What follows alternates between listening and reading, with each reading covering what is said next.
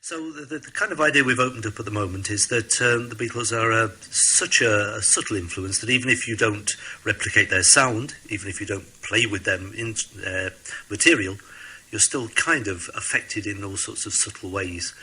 And I think that's probably clearly demonstrated by a track that was chosen by local composer Joseph Livingstone, who admitted to pretty much that. Well, I was born in 1962. 19th of November. That afternoon the Beatles were playing in the Cavern, about a mile from where I was born. So obviously being born at that time, the Beatles were always a part of my life, both musically and in other ways, I suppose. But funnily enough, when I was growing up, I was more a jazz lover. The Beatles' music didn't really interest me at that time.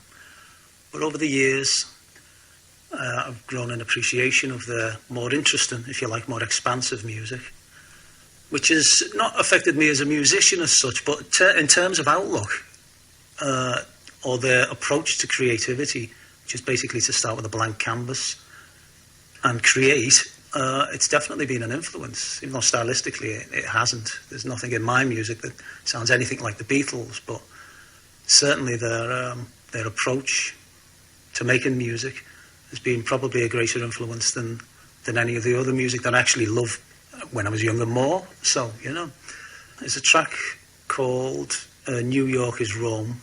I used to live in New York many years ago. Now, I named that track after the famous John Lennon quote where he was asked about why he lived in America, and he said, well, it's the centre of the world. America is today's Roman Empire and New York is Rome. And really it was just, not stylistically inspired by anything John Lennon did, but just the title triggered this piece of music in me.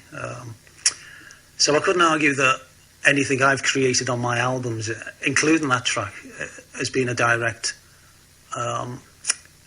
result of being musically influenced by the Beatles, but certainly in terms of the let's see what happens approach to creativity, which is, I think, the purest form of making music as an art form. New York is Rome is one of those pieces that, again, I couldn't really pin down. It sounds nothing like the track before or the track before that, Again, in that respect, the Beatles inspired mentality rather than style.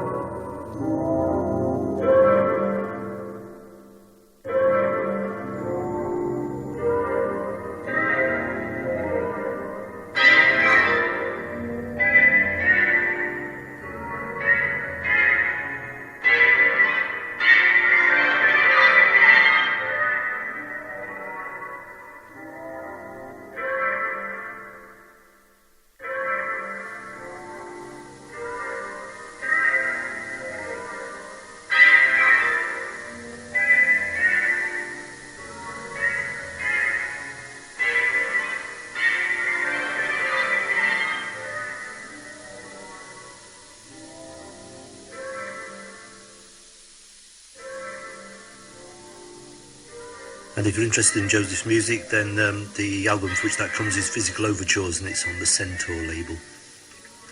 Well, the hint there is, of course, that the Beatles offered a set of permissions, but what you did with those permissions is entirely up to you.